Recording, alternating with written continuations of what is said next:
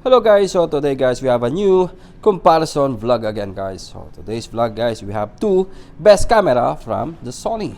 First we have the Sony A1, which announced last January 26 of 2021, versus the new camera from Sony, which is the new Sony A7R Mark 5. Yan guys, so these two cameras with almost similar specs, but today we will compare both cameras side by side comparison guys. So again, without further ado, let's start compare these two two camera from Sony. Actually, this is two best camera from Sony. Again, the Sony Alpha A1 and the Sony A7R Mark 5. So, which is actually the Sony A7R Mark 5 released last October 26 of 2022. So again guys, first let's check the specs of the Sony A7R Mark 5, sorry. It's a 61 megapixel full frame BSI CMOS sensor with no anti-aliasing filter. ISO range to 100 to 3200, expand to 50 to 102,800. This is a Sony E-mount. Censorship image stabilization, 3.2 fully articulated screen. And not only just a fully articulated screen guys, because there's a new type of fully articulated screen. See guys, you can this is totally new from the Sony. Okay, well, okay, then it's 9440K dots electronic viewfinder with 10 frames per second, 7.0 frames electronic continuous burst mode. You can shoot 8K resolution, 7680 by 4320 with 120 frames per second high-speed video, built-in wireless Wi-Fi, okay, and it's a weather sealed camera. So yan guys, and for the Sony A1, announced last January 26 with 50 megapixel full frame stock CMOS sensor, ISO range to 100 to 32,000, expand to 50 to 102 and 400,000. Censorship stabilization is already in the camera. 3.0 tilting screen. Now guys, it's a tilting screen. It's not articulated compared with the Sony A7R Mark 5.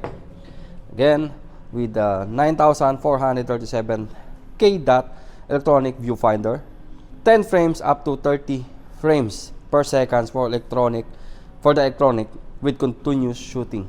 8K 7680 to 4320 video resolution, and up to 240 frames per second for the high speed video, meaning it's for slow motion. 240 frames high speed slow motion with Wi-Fi built in, and it's also a weather sealed camera. So again guys, let's check why the A7R is better on the A1. First, you have already the dedicated switch for video and photo. And guys, photo and video switch with the slow motion. Okay, number one, you have dedicated buttons for the video and photo. You have already lens breathing correction, tilt and flip screen. Yes, it's a tilt and flip screen. Sensor resolution is 61 megapixel. So 61 megapixel compared for 50 megapixel of the Sony A1. Again, you have your LCD, which is already 3.2 versus the 3-inch. And the LCD resolution is 2.360 dots compared for 1.440 dots of the Sony A1.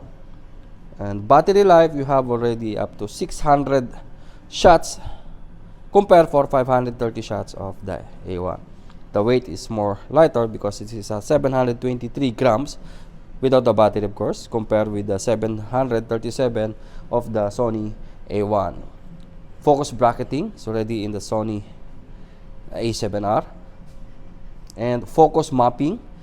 Vehicle tracking, you have the vehicle tracking and insect tracking for the new Sony A7R Mark 5. So guys, So again guys, let's compare the A1 over the A7. First, you have your stock sensor for the high sensor readout speed and less rolling shutter. Yan. Zero blackout for the viewfinder. We take a continuous shooting burst mode or continuous shooting. You have a zero blackout viewfinder compared for the Sony A7R Mark IV. This is more for speed. And for the crop sensor guys, for the 8K video resolution, 8K 24p, there's no crop on the A1. Compared for the A7 IV Mark V, it will crop for 1.24x times, 1.24 times crop compare for 8K of the A1. So the 8K for the A1 again without any crop for your video.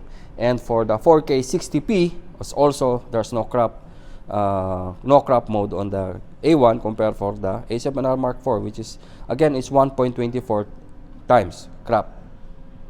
Again, viewfinder max refresh rate 240 frames per second for slow motion over 120 frames slow motion for the A7R Mark V. Number of focusing point, this is 759 focusing point compared for 693 focusing point of the A7R Mark V. Again, continuous shooting burst electronic, this is 30 frames per second compared for 10 frames per second of the Sony A7R Mark V. So that is the reason that A1 is more better for the A7R. So if you are more in video 8K resolution, then A1 is the best for your need. Again, they both have similar specs guys. Again, you have the anti-dash shutter mechanism, and both of this camera is video record, unlimited video in recording. Again guys, it depends on your battery and memory card. First, both camera have a wireless connection, Bluetooth connection, and image stabilization, touchscreen, and can face detection also in there, microphone port, headphone port, and weather sealed camera. Okay, time lapse, they both have a time lapse, full size HDMI port. Instead using of micro, they both have already a full HDMI and full HDMI. Again, full HDMI, shutter life expectation up to 500,000, sorry. Pixel shift, high resolution, they both 241 more for the A1 compared for the A7 of 199 megapixel. Dual access electronic level storage, they both have two extra storage. Again, can remote from your via apps, and can support UHS 2 and CF Express Type A. So both is UHS 2 and CF Express Type A. You can use as a webcam function, and guys, eye tracking focus. And this is the common specs with this Sony A1 and the A7R Mark V. So again guys, I think that's it for today. Again, this is side-by-side specs comparison between these two top of the line camera from Sony, which is the Sony A1 Alpha A1 and the Sony A7R Mark V. So in the next vlog guys, we will try to compare also the Sony A7R Mark IV and the Sony A7R Mark V. So I think that's for today guys. Again, if you want to check the camera, you can check to our website www.abworld.com, or you can visit on our showroom. We have Shamia, Higayla, and Megastore Symphony showroom. So again guys, I think that's for today. Again, flex time. First, I want to flex my PBK 2.0 na sila Palabo FW, Brian Pontanar, Julius, at si Audrey. So hanggang dito na lang guys. Again, thank you and mabuhay.